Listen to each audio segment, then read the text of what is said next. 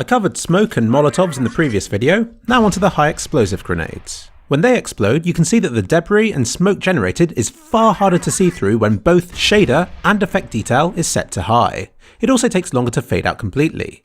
I can't tell any difference between the rest of the settings.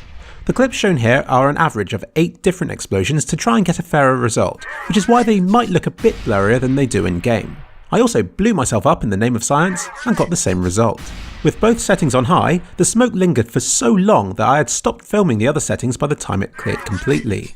Further proof that those on high settings are at a disadvantage, regardless of distance from the grenade. But there's one more thing.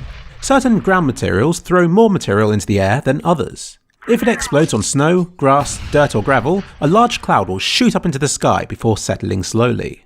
And once again, with both settings on high, this cloud is bigger, blacker and harder to see through than the whiter equivalents. I mean no graphic settings.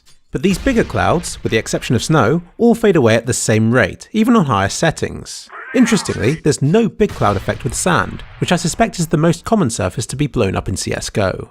I also tested in water, and it seems as though the splash gets bigger the closer to the surface the grenade is when it explodes. But I didn't think it was worth testing this too much, since the effect is relatively easy to see through anyway. So in conclusion, setting both shader and effect detail to high makes explosions harder to see through. If you have to reduce one, I suggest the effects detail, since low shader quality makes your skins look bad, rendering the game literally unplayable.